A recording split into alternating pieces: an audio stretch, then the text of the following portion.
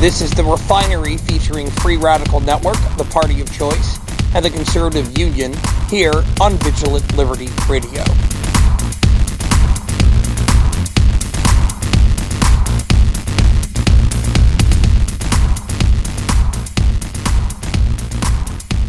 Well, good evening. It is Tuesday, November 25th, 2014, and this is The Refinery, the place where grassroots organizations come together to explore the best ways to make conservative messaging work, to reach and influence even more people.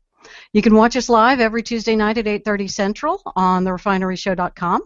That page also has some links for you to listen or download the podcast at Vigilant Liberty Radio, or you can see the wonderful YouTube clips that JD and Felicia make for the show every week. There's like 6 every week of good 5-minute bites of the show that can give you a good introduction into what we are.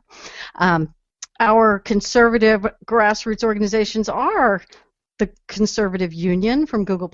I am Leslie P. from there, and we have Ryan Bickmore, also from Conservative Union. Then we have Free Radical Network, represented by Felicia Cravens and JD Bryden. And then we have the Party of Choice with Cori and Andy Peth.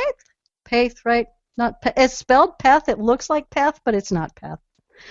So, guys, it's been a really big week. We had just a plethora of topics to discuss. Yeah, oh my gosh.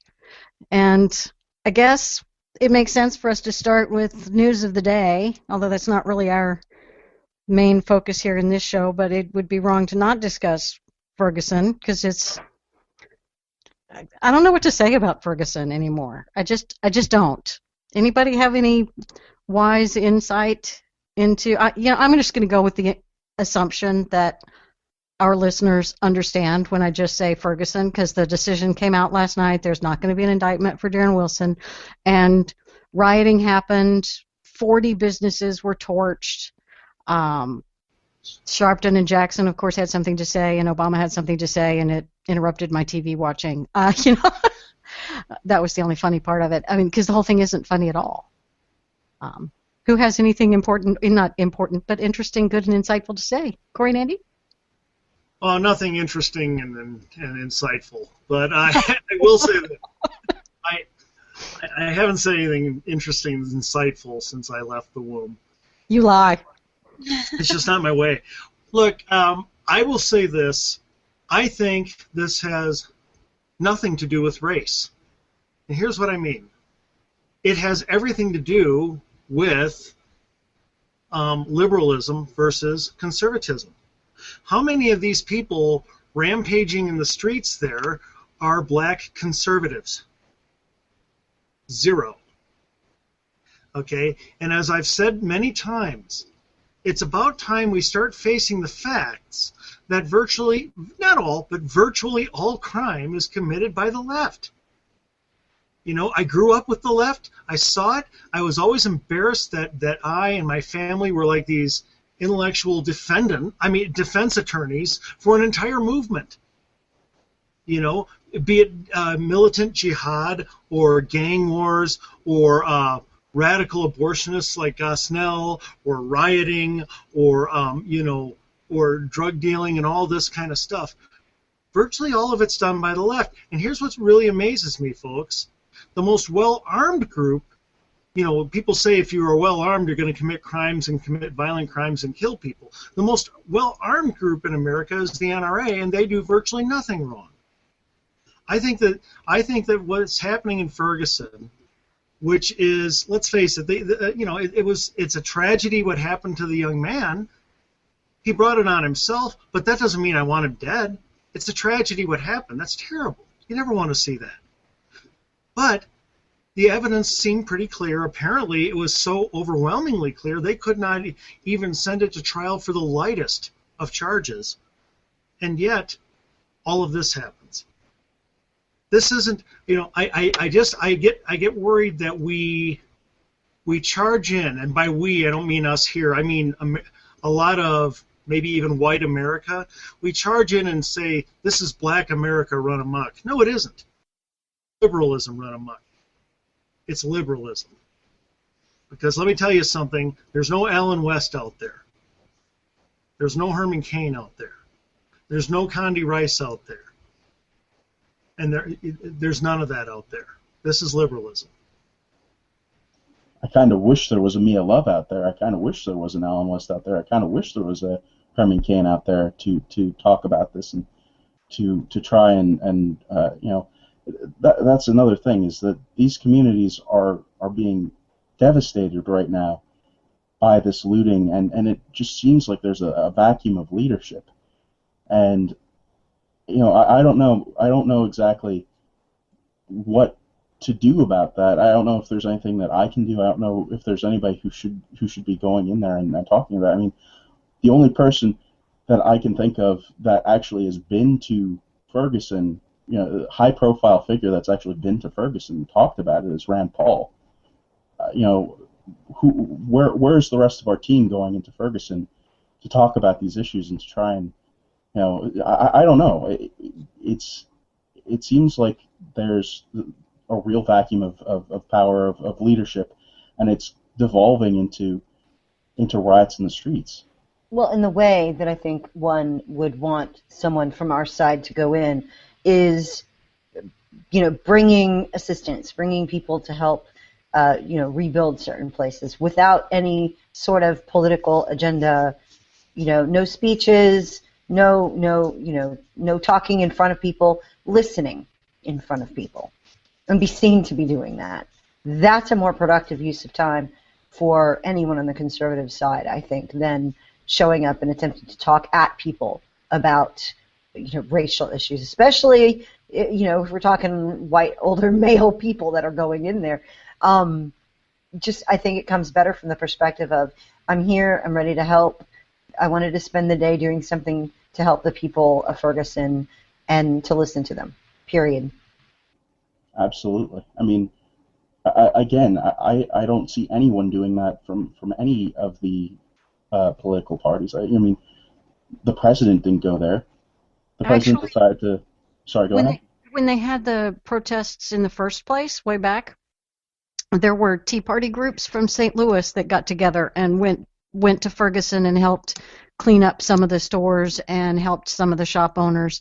And, that would be, I would think, a welcome thing to happen again, to go help sweep up the broken glass. And, I mean, there was a picture on the Blaze of the guy who runs the Ferguson Liquor and Meat Market.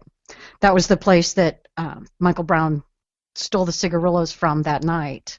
So he was burglarized that night, and we saw the video, and that guy was shoved around by Michael Brown. But apparently last night, that market was broken into. It was looted pretty badly yesterday, and there's a picture, or actually it's not a picture, it's a little Vine clip of a guy asked him, "Are you okay?" And you just see the man, and he's a small Indian or Pakistani. I mean, he's a Middle Eastern looking guy, owner of the store, and he just has this, kind of the humble appearance that most of them tend to have when they're shop owners. And he just said, "Yes, sir, I'm okay." Just very quiet, looking through his messed up store. And, it just breaks my heart. It makes me like, I want to get in my car, drive there, and grab a broom and help him. And a lot of conservatives will, and I know that's going to happen. As always, we ride in as the good guys. And there will be liberals who ride in as the good guys also and help rebuild some of these things. And Leslie, all I can do is echo what you're saying. That's the best way to send a message. Get your hands dirty, roll up your sleeves. Help. And you don't have to be there. I remember during August when the original event happened, one of the things Tony Katz did was pledge to have a large order from the meat market. Anybody that has a store there that has the ability to ship things, you can shop from wherever. Maybe what we got to do, and I'll think about if somebody hasn't got one of these already, is compiling a list of some businesses there that we can help from afar.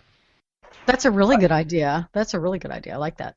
We don't have to even necessarily have somewhere that ships far. We can just say, here's $100, take it to someone in your neighborhood that needs help. I mean, I'm sure a lot of them would have a good idea of who needs help in their neighborhood, or a poor neighborhood in town, or something like that.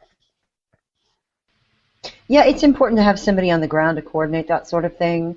I don't know who has contacts, but I'm sure that we have contacts who have contacts on the ground. I can think of 2 or 3 right off the top of my head. So I'll look into that. If we end up finding a way to do that, we'll put it in the show notes, the description of the video, and people can find out there more. Yeah. Getting out there and helping these businesses is a huge thing to do, and something that everybody can do at least a little bit. Fishy, I know that you wanted me to get these pictures from the Kickstarter for Natalie's cakes. Right. Natalie's cakes. This picture showed up last night, I think, in the middle of all of the problems with the riots and everything. And Natalie's cakes had her windows busted out in the middle of all this. And I think here's a picture of her reaction to seeing that. And then Chad Kent, who's Chad Kent Speaks on Twitter and good friend of ours, Chad Kent posted the picture and said, I think it's good to have the picture going around and people to know sort of the stories of what's happening on the ground. But he said it's more important for us to also think about how to help. And he said, is there any way, he just threw the question out there, is there any way to help this woman, Natalie, specifically, and other people like her, in order to, I guess, express solidarity, support the small businesses, the people that are struggling because of all the events that are happening there. And within maybe 30 minutes of me asking on Twitter if anybody had set something up, a person I don't even know tweeted me the information and told me where to find Natalie's Facebook page, which we're going to put the link in the chat for people. Natalie's Cakes and More has their own Facebook page. They have been two separate people have set up a GoFundMe for Natalie and her business so that she's not financially harmed with this. And we'll have the link for that as well. And it was a great illustration of how quickly people, and I'm not going to say conservatives or liberals or anything, but just people, just humans who feel for someone else who's having a really difficult situation happen, how quickly they can respond and how quickly they have responded. Not just one person, but 2 people took it upon themselves to help raise money for her. And she's feeling the effects of that immediately. And it sort of gave her a different look. I know JD has another picture that he can show that they posted after the news of all that came out. And there's Natalie, and ready to keep the business going, ready to attempt to make sure that she could go forward and still have her business. I just thought it was a beautiful thing. Within 30 minutes, strangers, people that we didn't know, had, upon inquiry, had directed me and thus Chad and thus all the people Chad talks to a place to help someone. And that is the beauty of social media at times like this, too. Yeah, you hear a lot of things that are going on. I saw some really wretched tweets last night in the middle of all the burning and the rioting and the looting. And my heart was really hurt over that. It was really painful to read a lot of the things that I read through my stream from all ends of the spectrum. And then to have this news this morning, today, it was such a breath of fresh air. I was so glad to see that this sort of thing happens, and happens lightning fast. Because if you give us time, our first reaction is going to be nasty and angry, and unfortunately we have social media to allow us to be public in our nasty, angry, emotional first reactions. But if you give most people a minute and a half to calm down, to think about it, to converse with other human beings, and to see the human faces behind things, and to really